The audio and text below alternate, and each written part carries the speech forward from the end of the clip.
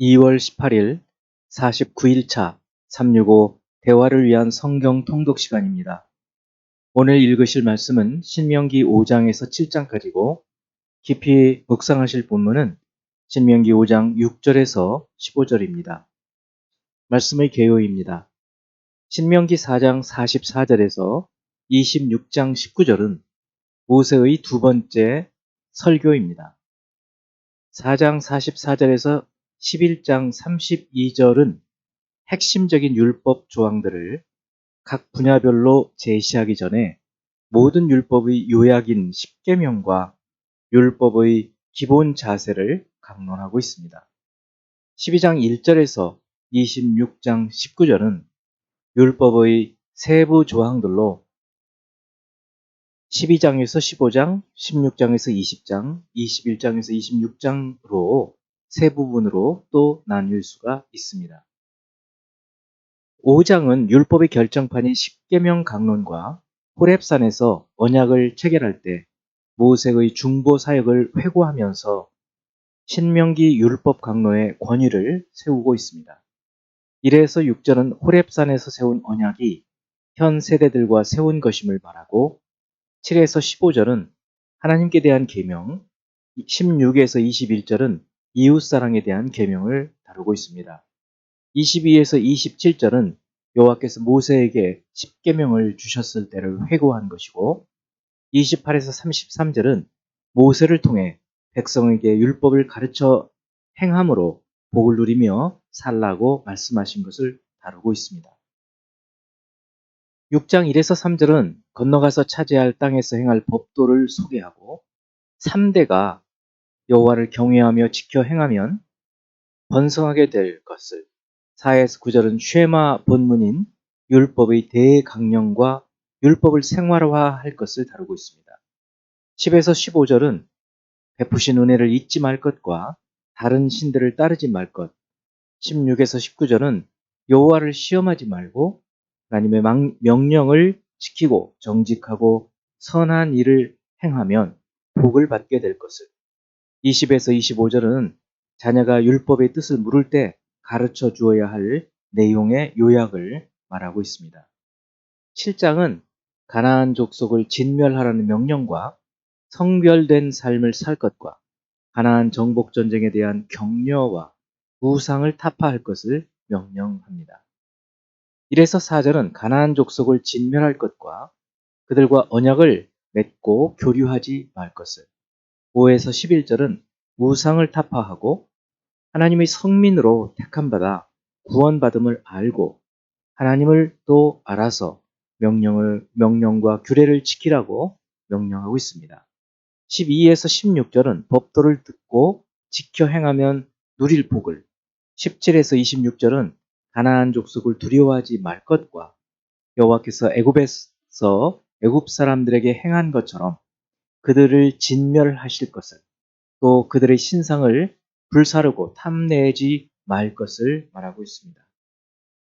이제 예수 그리스도를 닮아가고자 하는 우리의 목표를 향한 여행을 위해서 질문하고 대답하는 시간을 갖습니다. 첫째, 신명기 5장 3절입니다. 이 언약은 여호와께서 우리 조상들과 세우신 것이 아니요 오늘 여기 살아있는 우리 곧 우리와 세우신 것이라. 어떻게 우리와 언약을 세우셨다. 또 이 언약은 오늘 여기 살아있는 우리 곧 우리와 세우신 것이라고 말할 수 있을까요? 사실 시내산 계약은 과거의 사건이고 과거의 주장이고 과거와 관계성이 있을 뿐만 아니라 어떤 점에서는 이제 그 과거는 지나간 것이고 그런 점에서 현재적인 것이 아니고 오늘 우리 살아있는 지금 신명기의 말씀을 듣고 있는 모세가 말하고 있는 출애굽 2세대 그 2세대의 것이다. 그들 현재적인 것이라고 말할 수 있습니다. 이것은 마치 아담에게 하나님께서 너는 흙이니 흙으로 돌아갈 것이니라 라고 명령하신 것이 아담에게 과거에 하신 명령이기도 하지만 지금 아담은 살아있지 않고 오히려 그 아담의 후손인 우리가 지금 살아있기 때문에 우리에게 주신 명령이라는 것입니다.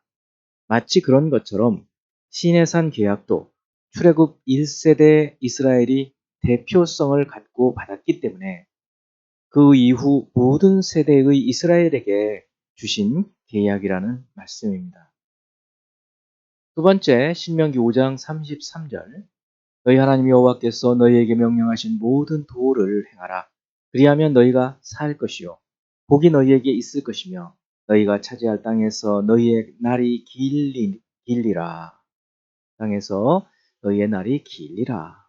이 말씀을 염두에 두면서 마가복음 10장 17에서 22절 말씀, 젊은 관원인 부자 청년이 예수님께 내가 무엇을 행하여야 영생을 얻으리까 했던 그 본문, 그리고 그 말씀 이후에 10장 26절에서 제자들이 예수님께 그런즉 누가 구원을 얻을 수 있는가 서로 궁금해서 서로에게 질문했던 이 질문에 대해서 어떻게 대답할 수 있을까요?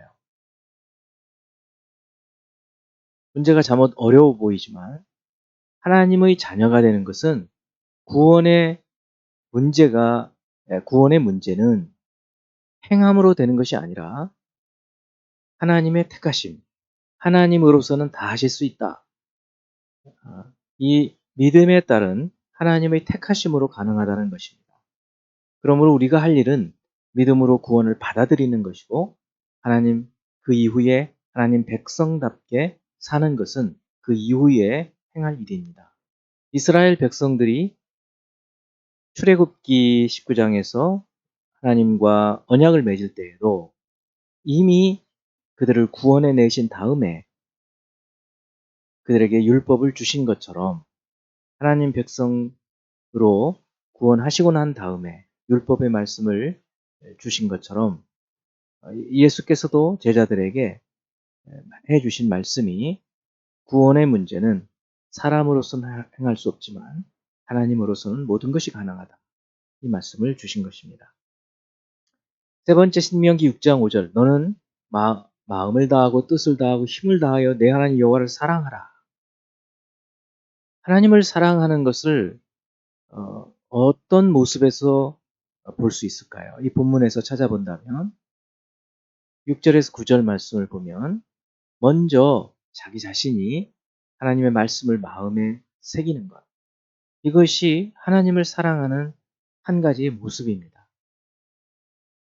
또 다음으로 자녀에게 그 말씀을 부지런히 가르치고 강론하고 말씀을 늘 잊지 않으려고 하는 것. 이것도 하나님을 사랑하는 모습입니다. 그리고 이웃 사랑이 있겠죠. 네 번째, 신명기 7장 8절 말씀.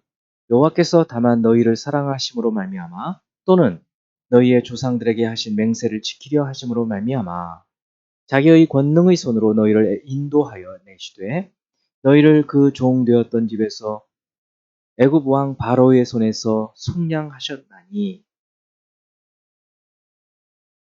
하나님께서 이스라엘을 구원하신 이유는 무엇인가요? 또 그런 점에서 신약에서 예수 그리스도를 통해 자녀 삼으신 이유는 무엇인가요? 이스라엘을 구원하신 이유는 조상들에게 하신 맹세 때문에 또 그들을 사랑하시기 때문에 애굽에서 구원하신 것입니다.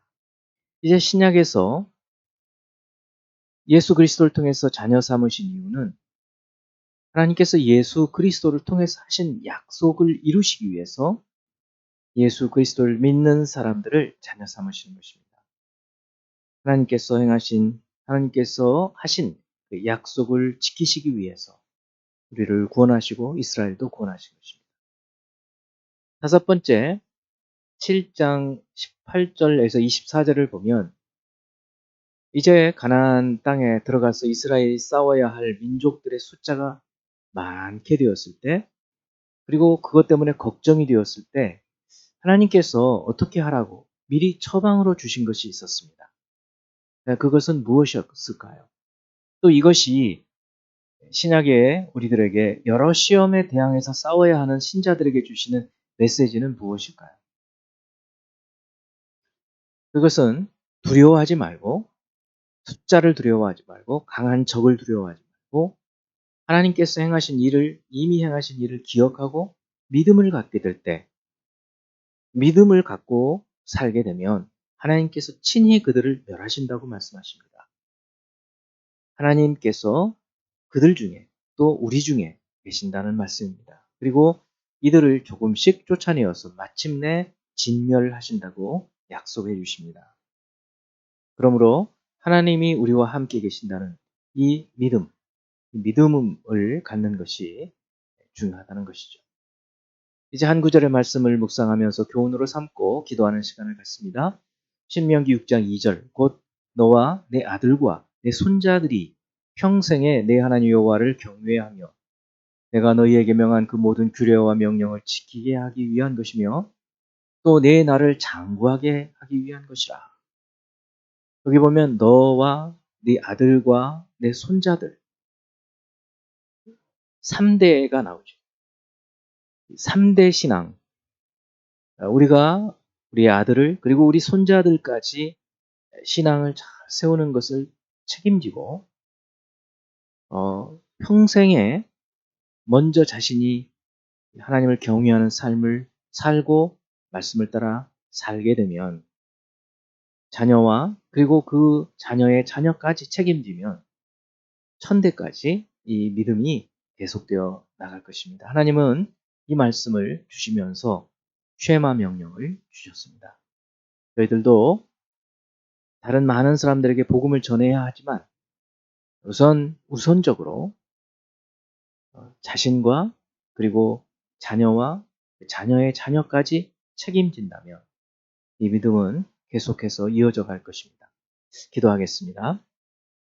하나님 아버지, 우리에게 구원을 허락하신 것이 하나님의 약속으로 인함을 인해서 감사드립니다. 예수 그리스도를 믿음으로 구원을 얻게 하여 주시고 이 구원을 선물로 주셨사오니 이제는 복음에 합당한 삶을 살게 하여 주시옵소서. 저희들이 그 결단을 하게 하여 주시옵소서. 뿐만 아니라 이제 이 믿음을 우리가 하나님 말씀을 잘 배움으로 하나님을 사랑하고 자녀에게 부지런히 가르치고 자녀의 자녀까지 책임지게 될 때 하나님께서 약속하신 천대까지의 축복을 저희들에게 허락하실 줄을 믿고 영생하는 삶을 살게 될 줄 믿습니다. 이 믿음의 삶을 살도록 허락하여 주옵소서. 예수 그리스도 이름으로 기도합니다. 아멘.